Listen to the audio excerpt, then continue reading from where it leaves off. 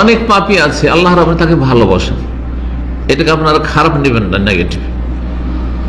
ভালোবাসেন, চান না যে জাহান্নামে দেবো এই বান্দাকে আমি, সেই জন্য অতদূর পর্যন্ত তার পাপকে জমিয়ে রাখেন না।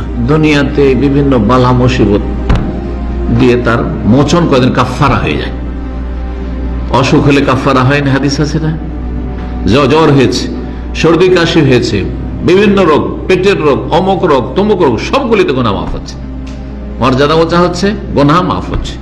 যাদের গোনা নেই মর্যাদা উঁচা হইতে লেগেছে, কিন্তু গোনা আছে, অধিকাংশ মানুষের গোনা আছে। সুতরাং এই যে গোনাগুলি হচ্ছে দৈনন্দিন অসুখ বিসুখে কি হয়ে যাচ্ছে, গোনা মাফ হয়ে যাচ্ছে। শুধু শারীরিক না, বালা মুসিবত না,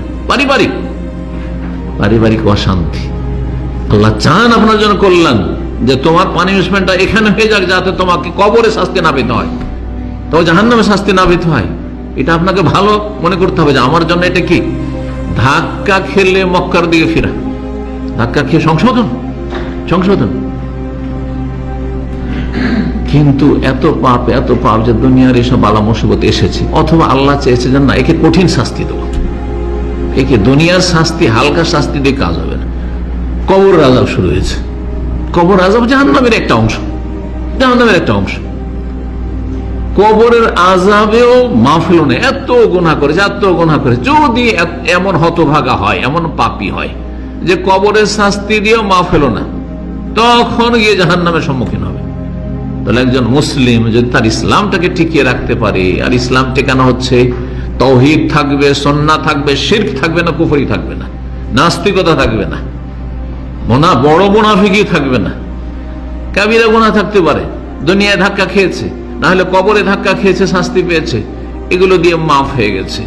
ওই জাহান্নামের ওই সময় আস্তে আস্তে তার এমন হয়ে গেছে, কাফারা মোচন হয়ে পাক পবিত্র হয়ে গেছে, আর জাহান্নামের সম্মুখীন হইতে হলো না। ভালো হইলো কি হলো না?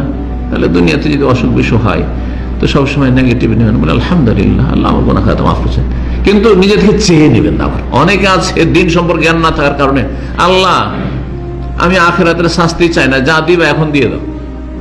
মূর্খ এটা চাওয়া নিষেধ আছে।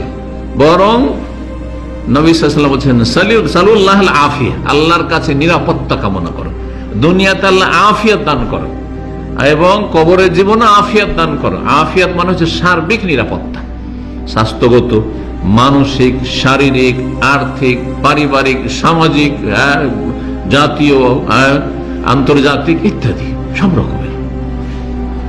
রকমের আফিয়াত। যেন একটি হাদিস রয়েছে,